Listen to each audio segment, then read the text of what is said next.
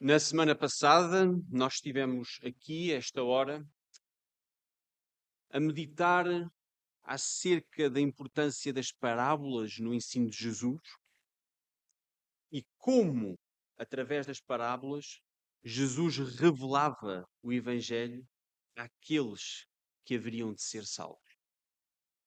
Nós vimos que, entre outras coisas, as parábolas revelam o Evangelho, elas precisam de ser explicadas, mas também vimos que não é por ouvirmos uma parábola e a sua explicação que seremos salvos.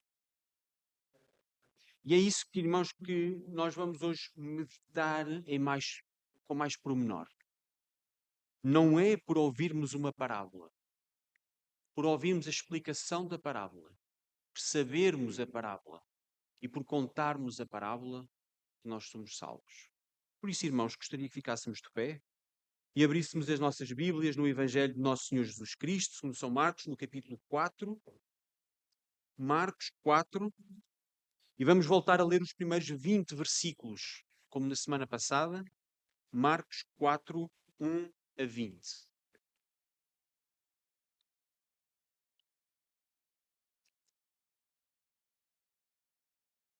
Evangelho segundo Marcos, capítulo 4, primeiros 20 versículos.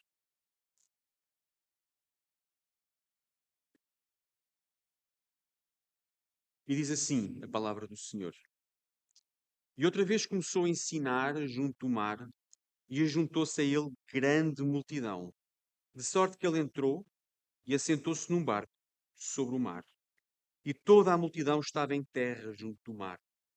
Ensinava-lhes muitas coisas por parábolas e lhes dizia na sua doutrina: Ouvi, eis que saiu o semeador a semear. E aconteceu que, semeando ele, uma parte da semente caiu junto do caminho, e vieram as aves do céu e a comeram. E outra caiu sobre pedregais, onde não havia muita terra, e nasceu logo porque não tinha terra profunda. Mas saindo o sol, queimou-se, e porque não tinha raiz, secou-se. E outra caiu entre espinhos, e crescendo os espinhos a sufocaram, e não deu fruto. E outra caiu em boa terra, e deu fruto que vingou e cresceu, e um produziu 30, o outro 60, e outro 100. E disse-lhes: Quem tem ouvidos para ouvir, ouça. E quando se achou só, os que estavam junto dele, com os 12, interrogaram-no acerca da parábola. E ele disse-lhes: A vós vos é dado saber os mistérios do reino de Deus, mas aos que estão fora, todas estas coisas se dizem por parábolas, para que, vendo, vejam e não percebam, e ouvindo, ouçam e não entendam, para que se não convertam e lhes sejam perdoados os pecados. E disse-lhes: Não percebeis esta parábola? Como, pois, entendereis todas as parábolas? Semeia, semeia a palavra.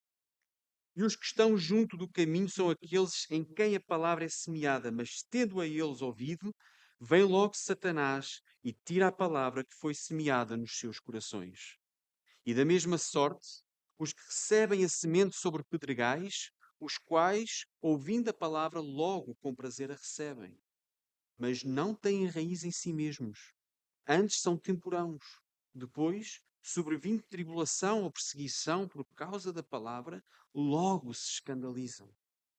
E outros são os que recebem a semente entre espinhos, os quais ouvem a palavra. Mas os cuidados deste mundo e os enganos das riquezas e as ambições de outras coisas, entrando, sufocam a palavra e fica infrutífera. E os que recebem a semente em boa terra são os que ouvem a palavra e a recebem, e dão fruto, um a 30, outro a 60, outro a 100, por um. Oremos. Pai nosso que estás nos céus, a tua igreja aqui reunida nesta manhã, no nome glorioso do nosso Senhor e Salvador Jesus Cristo. A igreja que aqui se reúne para abrir a tua palavra, para ouvir a tua palavra, Pai. Nesta hora pede também Tu fales nesta hora, que seja o teu Espírito a falar, Pai. E que os nossos corações possam receber esta palavra para que a possamos viver a cada dia. Que não seja apenas os nossos lábios a proclamar esta palavra, mas que nós a possamos viver a cada dia, Pai. Que a palavra seja uma realidade no nosso coração, na nossa vida e que seja visível para os outros, Pai. Por isso te pedimos, Pai. Pedimos enquanto solos, que tu faças a tua obra, a tua boa obra em nós. Que, na verdade, nós nesta manhã possamos sair daqui mais enriquecidos e que possamos continuar a crescer. Em nome do nosso Senhor Jesus Cristo. Amém. Podes sentar-vos?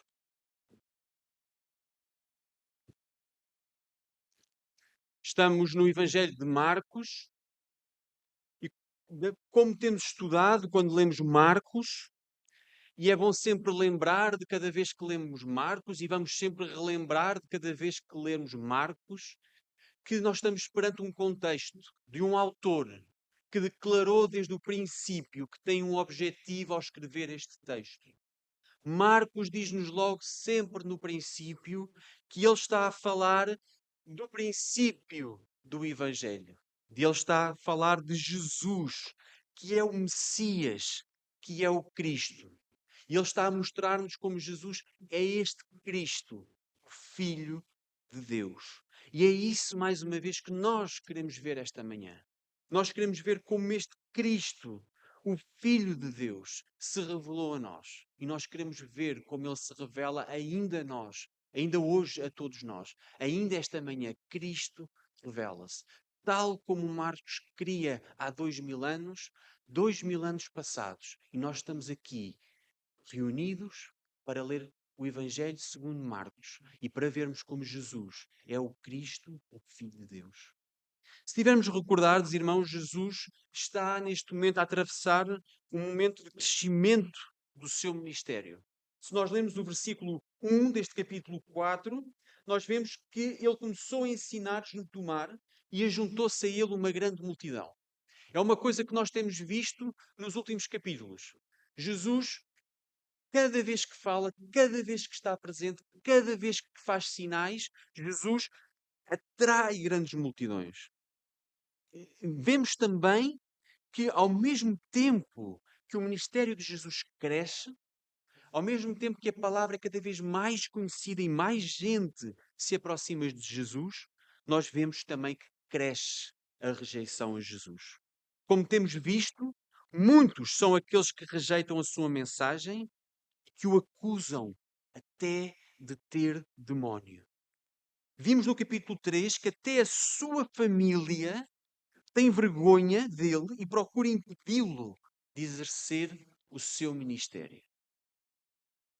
Também há aqueles que apenas o seguem por causa de sinais e maravilhas que faz. E é neste contexto que Jesus, ali junto ao mar, conta esta parábola. Contar parábolas torna-se um meio de evitar que aqueles que confrontam, e ao mesmo tempo é modo de evitar, é um modo direto de Jesus evitar sempre aqueles que confrontam de cada vez que Jesus ensina, e ao mesmo tempo evitar que apenas o procurem através de sinais. Interessava acima de tudo que a mensagem chegasse àqueles que eram seus. Jesus está a exortar para os que são verdadeiramente cristãos, sejam mais frutíferos, e os que não são, fiquem mais embrutecidos. Como dissemos, no exercício do seu ministério, muitos eram aqueles que seguiam Jesus apenas pelos sinais que operavam e enchiam casas para o ver e para poder testemunhar os sinais que operavam. Lembram-se, irmãos, no capítulo passado, Jesus estava a casa cheia, de tal forma cheia que eles nem sequer podiam comer. E o paralítico, para conseguir entrar naquela casa, teve que descer, tiveram que abrir o telhado para ele descer pelo telhado, porque de outra forma não conseguiam, porque a casa estava apinhada de gente. Mas lembremos-nos, Jesus procura, acima de tudo, ensinar.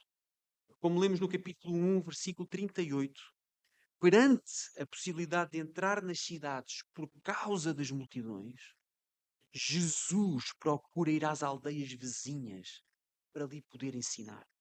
Diz Jesus, ensinar, porque para isso eu vim, para ensinar eu vim. Jesus não veio por causa dos sinais ou para ter a popularidade das multidões. Jesus veio, diz o próprio, para ensinar. Jesus queria transmitir uma mensagem. E essa mensagem era o que realmente interessava no seu ministério. Sem essa mensagem, não seria possível percebermos o alcance da sua missão. Não seria possível nós percebermos o alcance da morte para a remissão dos nossos pecados e o alcance da ressurreição para dar-nos vida. Jesus transmite-nos esta mensagem também para que nós alcancemos o entendimento dessa missão. E por isso Jesus agora é seguido por uma multidão. E é este Jesus que agora conta uma parábola. E por isso temos a parábola do solo. Jesus conta uma parábola. Um semeador saiu a semear. E saiu a semear a semente. E temos 4 solos. O semeador semeou junto do caminho e vieram as aves do céu e comeram a semente. Outra semente caiu sobre pedregais e nasceu logo porque não tinha terra profunda. Mas saindo o sol, queimou-se e porque não tinha raiz, secou-se. Outra semente caiu sobre espinhos. Quando cresceram os espinhos, sufocaram-na e não deu fruto. Outra semente caiu em boa terra e deu fruto, que vingou e cresceu, e um produziu 30, outro 60 e outro 100. Como nós podemos ver, temos um semeador, uma semente e 4 solos. Permitam-me, em primeiro lugar, desfazer um eventual equívoco acerca desta parábola. Irmãos, Jesus não está a falar-nos acerca de evangelização e da forma como nós devemos espalhar a palavra. Este texto não é acerca de estratégias de evangelização e de como devemos reconhecer melhor o solo para não desperdiçarmos a semente. Essa mensagem de estratégias de evangelização não existe na Bíblia. E não é sobre isso que Jesus está a falar aqui. A mensagem de Jesus para nós esta manhã, nesta parábola dos solos, é uma exortação acerca de nós próprios e sobre aquilo que somos. E devemos atentar para este ponto. Jesus, nesta parábola, quando explica a parábola, não diz aos discípulos: descansem, porque vocês são o solo que dão fruto. Não, Jesus não diz isto. Jesus está a dizer nesta parábola: examinem o vosso coração. Jesus dirige-se a quem? Primeiramente dirige-se à multidão, a quem exorta ao autoexame. A explicação, como vai acontecer noutras parábolas que conta, reserva para os que lhe são próximos e que têm interesse em escutar o seu ensino. Jesus primeiro conta a parábola a todos e depois, reparem como o texto nos diz, nem sequer são os discípulos que neste momento até primeiramente interrogam Jesus. São aqueles que ficaram, que estavam ao pé dos 12 e que interrogam Jesus acerca do significado da parábola. Jesus explica a parábola àqueles que têm interesse em ouvir a explicação, àqueles que têm interesse por mais conhecimento. E por isso, nós devemos, neste momento, entender esta mensagem como uma exortação ao autoexame de cada um de nós em particular, enquanto membros da Igreja, mas também como uma chamada de atenção para a Igreja. Notem, irmãos, nós não devemos olhar para a parábola e ver os outros. Nós não devemos olhar para a parábola e pensar nos outros. Esta parábola é dirigida a nós hoje, neste domingo, 23 de julho de 2023. na primeira Igreja Batista de Lisboa, na Rua Lucinda Simões, número 7. É dirigida quer tu sejas membro da Igreja há muitos anos, é dirigida a ti quer sejas membro da Igreja há poucos anos, quer não sejas membro da Igreja e tenhas vontade de vir a ser membro da Igreja, quer sejas um visitante, ou caso estejas aqui pela primeira vez. Esta mensagem de Jesus é para ti e para teu autoexame. Porquê? Em primeiro lugar, olhemos com atenção para os 4 solos. O primeiro solo é um solo que nos é muito familiar.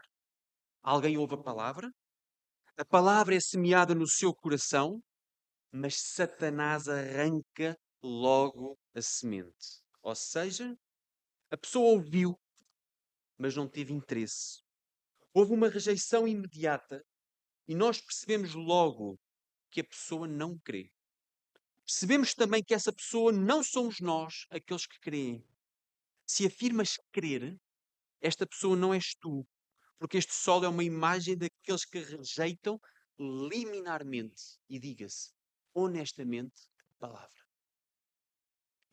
A dificuldade nesta parábola dos solos não é reconhecer o primeiro solo. Se nós sairmos destas portas e quisermos espalhar o Evangelho quando tivermos a oportunidade, nós vamos perceber perfeitamente quem é este primeiro solo. A dificuldade está na capacidade de nós conseguirmos discernir os outros 3 solos.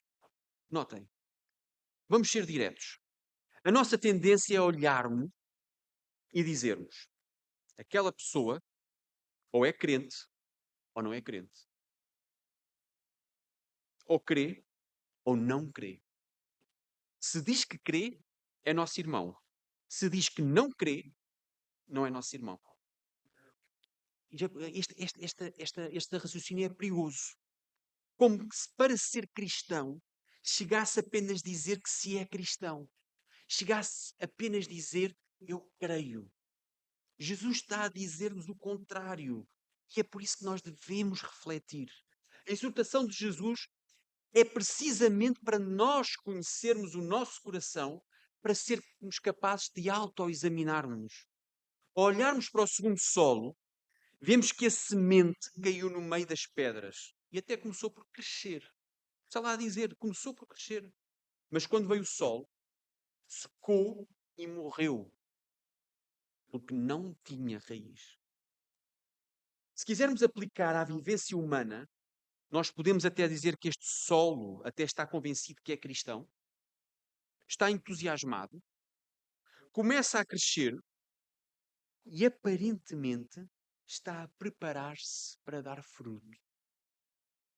Mas quando vem o sol, queima-se e morre. Notem, o sol faz parte da vida. O sol faz parte da vida das plantas. É essencial para a vida, mas se não houver raiz, o sol causa a morte. E da mesma forma, ter dificuldades faz parte da nossa vida. A tribulação ou a perseguição fazem parte da nossa vivência enquanto cristãos. É nas dificuldades que nós mais crescemos e é até nas dificuldades onde mais aprendemos. Não é fácil passar por tribulação ou por dificuldades. Mas quantas vezes nós dizemos: foi naquela tribulação ou naquela dificuldade que eu mais cresci, que eu mais aprendi, que Deus mais se mostrou a mim, que Deus mais se revelou. Mas cuidado, nós ao passarmos por essas dificuldades, se a nossa fé não tiver raízes, vai morrer. O terceiro solo é um solo também de uma aparência cristã. A semente é semeada entre espinhos. Mas estes vão sufocar a semente. Porquê? Porque, apesar de ouvirem a palavra, deixam-se levar pelos cuidados deste mundo, enganos das riquezas e ambições mundanas. É isso que está no texto. Eles deixam-se levar pelos cuidados deste mundo, enganos das riquezas e ambições mundanas. E isto diz-nos muito, não diz? Ouvir a palavra, afirmar a palavra, mas não praticar a palavra como ela requer, leva a que coisas deste mundo a sufoquem e a palavra morra. Nestes casos, a semente já morreu e ainda assim esta pessoa continua a afirmar a sua fé em Cristo, continua a afirmar-se cristã, mas os espinhos tomam conta da sua fé. As coisas mundanas tomam conta da sua vivência. Por vezes, a morte não é imediata. Este processo dura décadas. E, na verdade, esta pessoa nunca chegou a dar bom fruto. Vive na igreja, afirma-se cristã, aparentemente dá fruto, mas não dá bom fruto. Os espinhos tomam conta dela. Porquê? Porque os cuidados deste mundo, as ambições, norteiam a sua vida. E devemos, por isso, atentar para o que nos diz o Senhor Jesus, para nós percebermos como estamos a viver. Nota, irmãos, que Jesus está a ensinar com amor. Jesus não está a ensinar-nos para vivermos ansiosos. Jesus não está a dizer isto. Olha, ouve esta mensagem porque a tua vida deve ser uma vida vivida em ansiedade. Vais viver em ansiedade sem saber ao certo que sol é que tu és. Sem saber ao certo, será que tens a salvação? Será que sou salvo? Podes perguntar, será que sou salvo? Será que não sou? Ou se quiserem, será que estou salvo? Será que não estou? Esta nuance linguística vai ser difícil para o tradutor, mas eu vou repetir. A questão é, será que sou salvo? Será que não sou? Será que vivemos nisto? Ou, será que estou salvo? Será que não estou? Será que posso perder aqui a minha salvação? Pelo contrário, Jesus não quer que nós vivamos nestas interrogações. Jesus não quer que nós vivamos nesta ansiedade. Jesus quer que façamos um autoexame para que nós vivamos confortáveis na nossa fé. Para que nós tenhamos consolo na nossa fé. Jesus quer que eu examine não a minha retórica, não a minha eloquência ou a minha aparência para com os outros.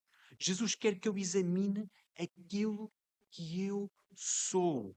A este solo que sou eu devo perguntar-me: o que sou eu?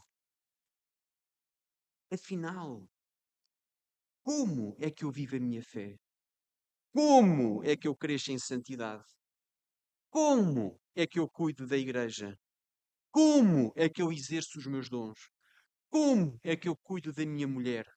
Como é que eu cuido dos meus filhos? Como é que eu cuido daqueles que sofrem? Como é que eu cuido do meu próximo? Afinal, que fruto dou eu? É pelo fruto que se reconhece a árvore. E é pelo fruto que eu sei se sou ou não sou cristão.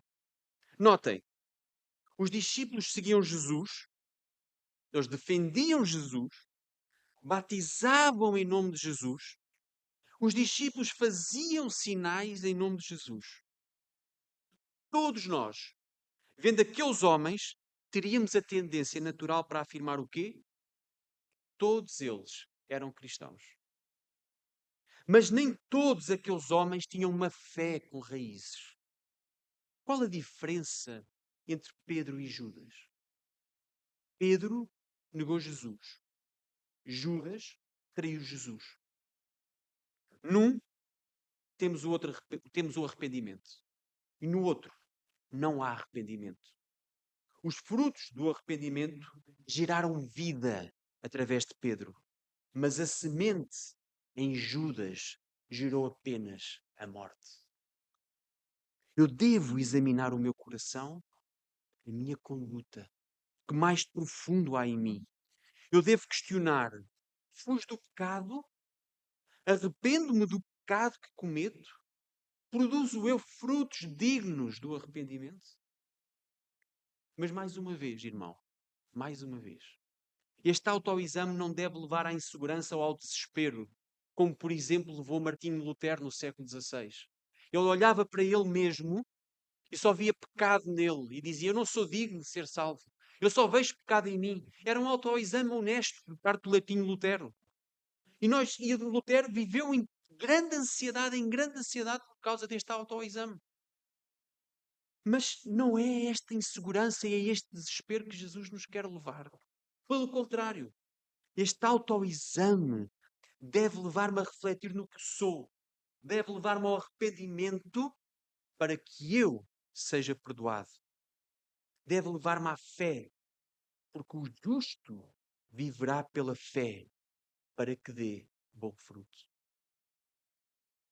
Mas é justo nós nos perguntarmos. É justo nós nos perguntarmos.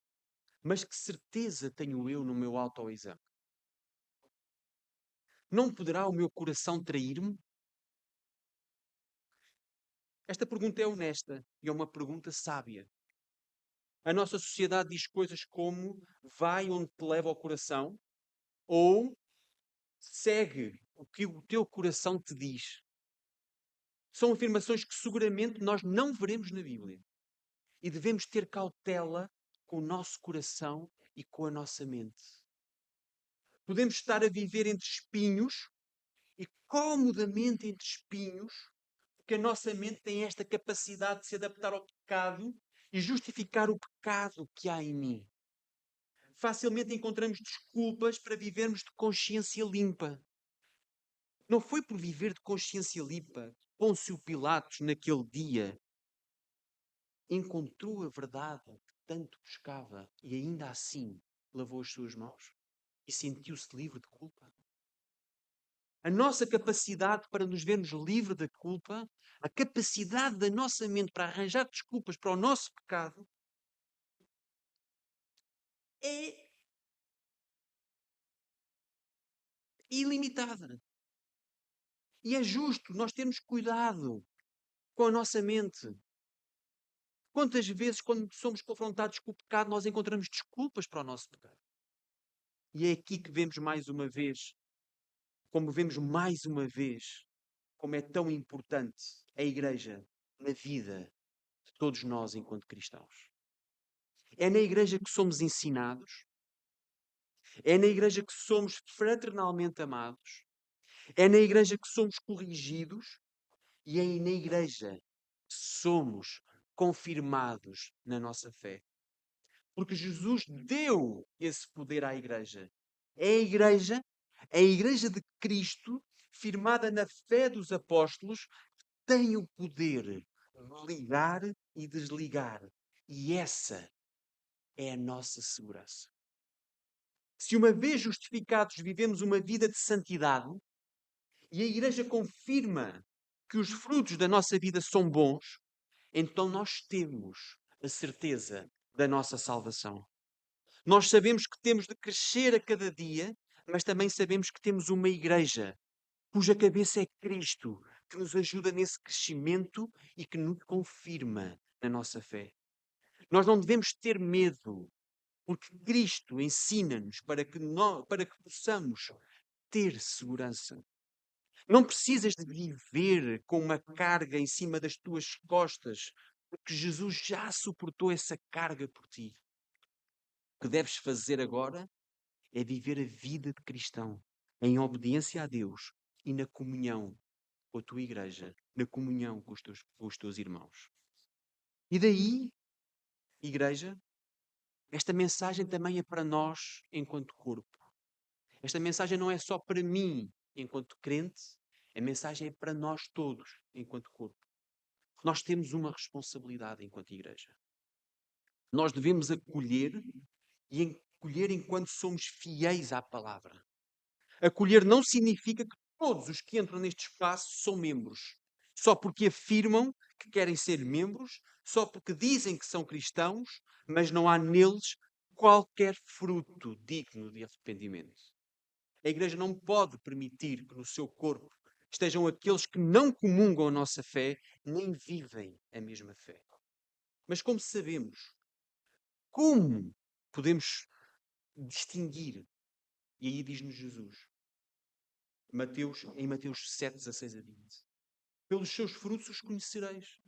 Porventura colhem-se uvens dos espinheiros ou figos dos abrolhos? Assim toda a árvore boa produz bons frutos, e toda a árvore má produz frutos maus. Não pode a árvore boa dar maus frutos, nem a árvore má dar bons frutos. Toda a árvore que não dá bom fruto, corta-se e lança-se no fogo. Tanto pelos seus frutos os conhecereis. E por isso perguntamos, como igreja podemos nós saber, podemos distinguir aqueles que são ou não são cristãos? A igreja tem essa responsabilidade e deve saber discernir pelos frutos quem são de facto os verdadeiros cristãos. Mas deve lançar no fogo, figurativamente falando, atenção, figurativamente falando, e segundo o texto, lançar no fogo aqueles que não dão bom fruto. É verdade que o neófito, quando alguém entra como membro da igreja, quando é novo na igreja, é difícil sabermos que frutos dará. E por isso é que, por exemplo, Paulo aconselhou-nos a ser cautelosos com os neófitos. Mas com o tempo, nós perceberemos que fruto é que aquela pessoa vai dar. A igreja não se deve eximir desta função. Esta função que Jesus nos dá. E a igreja não se deve eximir desta função por duas razões. Primeiro, porque nós não podemos permitir que aqueles que não são cristãos vivam no seio da igreja como se fossem cristãos. Esta igreja local não pode crescer se permitir que no seu seio vivam aqueles que vivem no pecado. A igreja deve ser clara na sua afirmação. Quem não produz frutos dignos de arrependimento não pode ser membro da igreja. Porquê? Porque nós queremos ter uma igreja saudável. E não é possível ter uma igreja saudável, uma igreja que cresça com saúde, quando temos alguém dentro da igreja, quando temos membros que não crescem e não dão bom fruto. Irmãos, esta função é uma função da igreja bíblica. Mas depois, a igreja também deve fazer este exercício de perceber se os seus membros dão bom fruto, para que a igreja também possa ajudar os seus membros a autoexaminarem-se. Para que os que creem e produzam frutos vivam com segurança, como nós vimos. É importante a igreja fazer este exame também. Todos nós fazemos este exame uns com os outros. Para que aqueles que dão fruto vivam com segurança para viverem em paz. E para que em momentos de tribulação possam manter-se firmes. Mas também para os que creem, mas que não estão a produzir bons frutos, sejam pela igreja chamados ao arrependimento e que possam passar a produzir bons frutos. Irmãos, alguém que não está a produzir bons frutos não está irremediavelmente perdido. Alguém que não está a produzir bons frutos, a igreja deve chamar essa pessoa ao arrependimento. Para quê? Para que a pessoa possa produzir bom fruto. Mas há uma terceira razão que a igreja também deve fazer este exercício de autoexame. Para que os que dizem crer, mas não produzem bom fruto, sejam chamados ao arrependimento. E não se arrependendo, sejam esclarecidos que não os reconhecemos como cristãos. A igreja assim não vive no engano e a pessoa também não vive no engano. Se a igreja confirmar os frutos de alguém que não produz bons frutos, essa pessoa não passa a ser salva. Essa pessoa só vive enganada. E a igreja não pode permitir que a pessoa viva enganada. A igreja não pode levar ao engano alguém. E por isso a igreja não pode reconhecer em alguém bons frutos quando a pessoa não dá bons frutos. E deve chamá-lo ao arrependimento. Se arrepender, passará a dar bons frutos. Se não se arrepender, nós não o trataremos como cristão e nós não o reconheceremos como membro da igreja porque não é cristão. Mas agora reparem na beleza. É que também é uma segurança para aqueles que vivem e dão bom fruto. Eu faço o autoexame. Eu examino-me a mim mesmo. Eu faço este exame que Jesus apela nesta parábola dos solos. E a igreja confirma que eu dou bom fruto. Não é uma boa segurança para nós, irmãos? A segurança da salvação não é para nós um conforto? Não podemos nós assim descansar em Cristo? Nós não perdemos a nossa salvação. A nossa salvação está firmada em Cristo. E por isso, se nós damos boas obras e a igreja reconhece essas boas obras, então eu vivo em segurança. Mas cautela, quando dizes que vives em boas obras e a igreja não reconhece essas boas obras. Jesus não nos fala apenas de dois solos. Aquele solo que rejeita, primeiro, ou aquele solo que dá bom fruto. Se a tua vida não é de arrependimento, se te dizes cristão, se afirmas a palavra, se vives com o credo na boca, mas não dás fruto, esta mensagem de Jesus também é para ti. Podes considerar-te um exemplo de fé, um grande cristão ou até um mártir. Se tu não dás bom fruto, esta mensagem de Jesus também é para ti.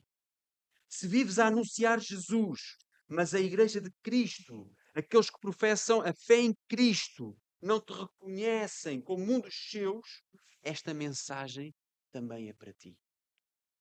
O mesmo Jesus que anuncia a salvação é o que está a anunciar-nos a nós aqui também a perdição. E este é o Evangelho. Este é o anúncio do Evangelho. O Jesus que pregou a Pedro foi o mesmo que pregou a Judas. A Pedro ensinou para a salvação. A Judas ensinou para a perdição. Irmãos, esta é a hora em que, com o Evangelho aberto, aqui à tua frente, Jesus está a dizer: examina-te, arrepende-te, crê, vive essa fé. Jesus não está a dizer que somos todos bom solo. Jesus está a dizer aqui e agora que se a igreja não reconhece o teu fruto, tu não estás a produzir bom fruto. Tu tens de arrepender-te ou estás condenado. Se tu vives a tua fé, só tu e Deus, sem igreja, arrepende-te. Arrepende-te, olha para Cristo, comunga com a igreja para que os teus irmãos confirmem a tua fé. Mas, irmãos, a beleza de termos uma igreja é também esta. É de todos nós também podermos confirmar a fé uns dos outros. A mensagem do Evangelho para a salvação, vivida na igreja, é bela quando nós temos uma igreja. Uma igreja não é só um espaço onde nós podemos louvar em conjunto e ouvir a palavra em conjunto. A igreja é um corpo vivo. E esta mensagem do Evangelho vive dentro da igreja. E é bela também, porque nós, uns aos outros, podemos confirmar a fé uns dos outros. Podemos ver frutos a crescer uns nos outros. E por isso a importância de nós vivermos a nossa fé, mas a importância também de nós vivermos a igreja. Perante esta mensagem temos aqui de Jesus, perante esta parábola dos solos, resta-nos dizer: quem tem ouvidos para ouvir, ouça. Amém.